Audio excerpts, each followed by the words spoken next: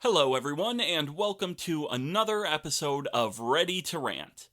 And today's episode is special because at this current moment, at the time of recording, I'm not exactly sure what I'm going to be ranting about in the latter half of the episode. In case you didn't know, today, that being the 10th of December, the Game Awards are happening. And I've made it a yearly tradition to watch them. The Game Awards have really kind of come into their own. They've really grown over the years into a respectable event. And I'd say sometime around like the 2016, 2017 mark, like they really started to become like an industry-wide thing. And it's nice having an award ceremony for all the hard work that goes into modern AAA titles. So in 2018, though, is when I started watching because that is when Nintendo revealed the first DLC character for Fighters Pass Volume 1, which is their little DLC thing for Smash. And I was very excited to see it, and the show itself wasn't actually that bad. And ever since 2018, I've made it a yearly tradition. I always sit down and watch them. So last year I watched them again, 2019 show, which was decent, and Nintendo actually had very little presence at the show overall, and they did not reveal a DLC character there. Then this year, it looked like the same thing was happening. For a little perspective, this year obviously has been a little weird for everyone, and in terms of Smash reveals, we just had Steve in I think it was like October. Yeah, I think he was either revealed or came out in October, like mid-October. And since then, it's been pretty quiet on the Smash front, which is fine because I was under the assumption with how kind of late Steve came out in the year, he was their Christmas character for DLC, which made sense because when it comes to video games, you can't really beat Minecraft as the best-selling game ever. So having him as our only Smash character for the rest of this year would have been fine, and we could have had 4 next year, which is what I was thinking. I wasn't expecting we'd get another Smash reveal until January 2021. And then today, the day of the Game Awards, I'm obviously subscribed to several other YouTubers, and Introspective uploaded a video saying something along the lines of Challenger Pack 8 is approaching. And I was like, oh, that's kind of funny. Someone made a little joke video to tide things over, until I'm really looking at the thumbnail of the video and I'm like, hold on, that actually looks legitimate. So I hopped over to Twitter, and sure enough, Nintendo just tweeted out that they are going to be revealing the next character at tonight's show. And that caught me so off guard in the best way possible. I was like, whoa, I wasn't ready for that.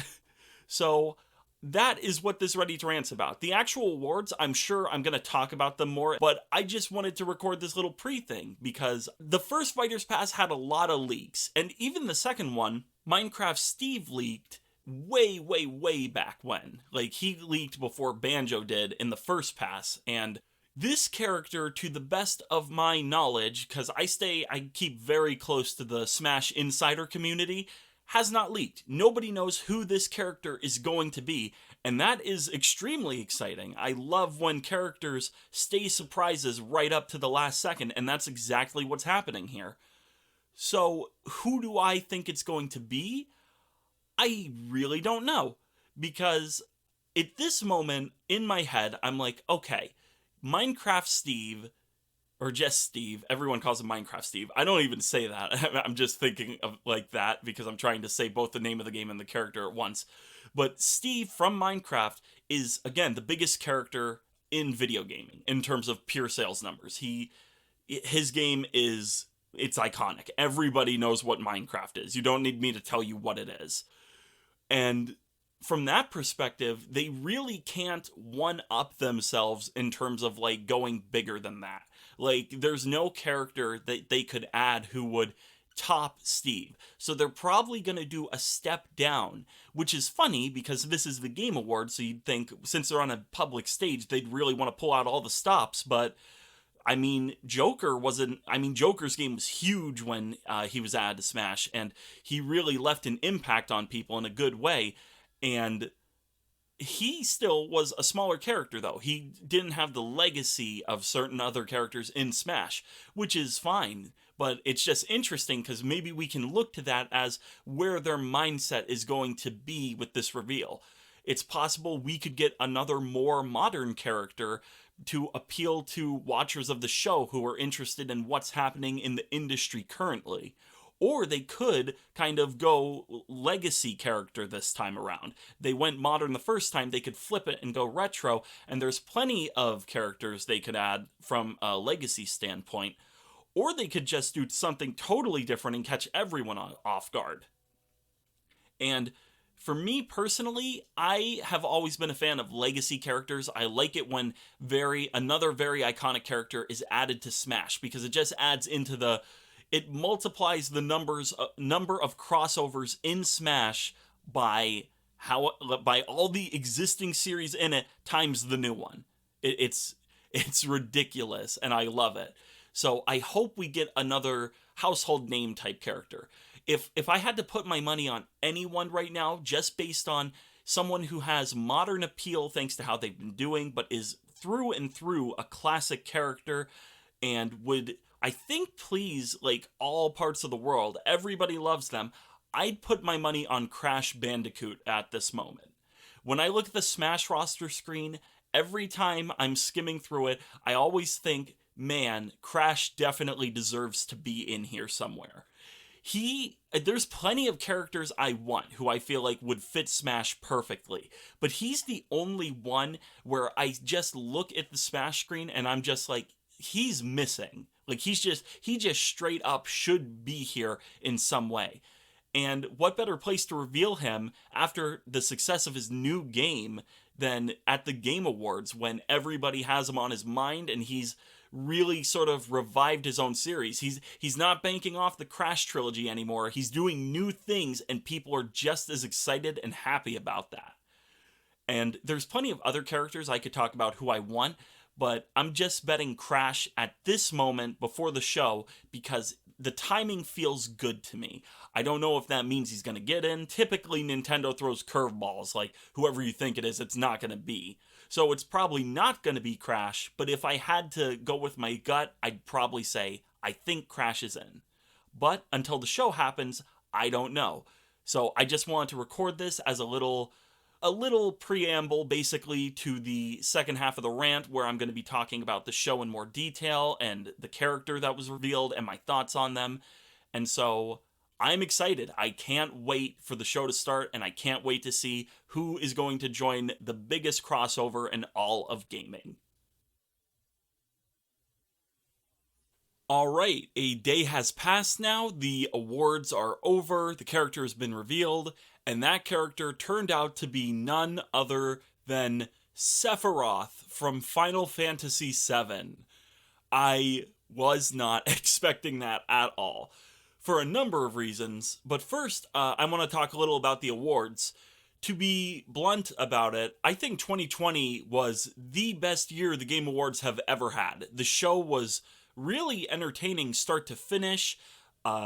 Normally there's a feeling of corporatism to it every year, but this year, I mean, it was still there, but it was much less so than previous years. There was a lot more focus on the actual awards. There was plenty of game reveals to tide anyone over. There were good second looks at stuff. The whole show just had a better feel to it. It felt more genuine in a lot of regards.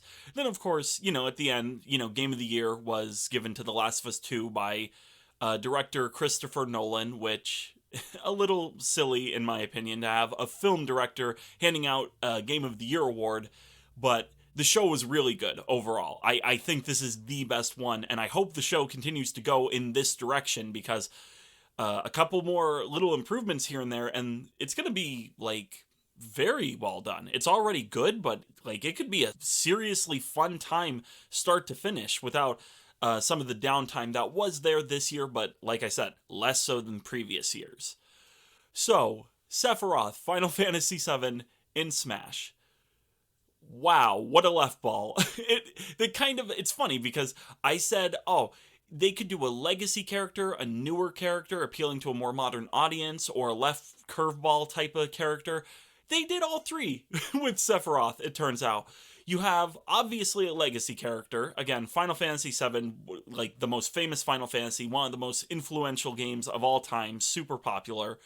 Then, of course, you have the modern appeal, which is Final Fantasy VII R, the remake that came out fairly recently, and obviously Sephiroth was in that one.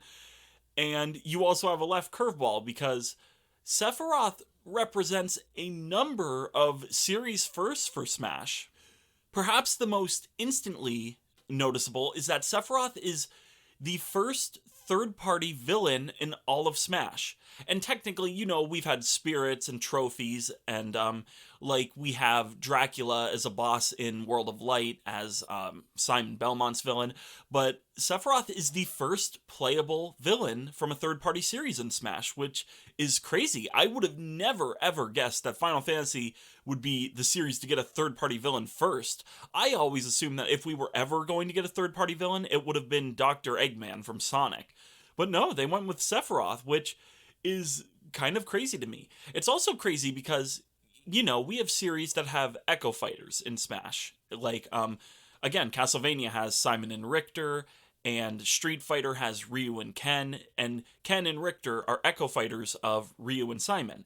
But what makes it cool is that this is the first series to get two proper entries that's a third party. It's the first third party series that has two proper characters with their own original movesets, which is insane. Again, it makes sense that you'd probably want to do a villain from a third party series after doing so many heroes from third party series, the faces of their series, which again, it makes sense, but it's what a curveball pick.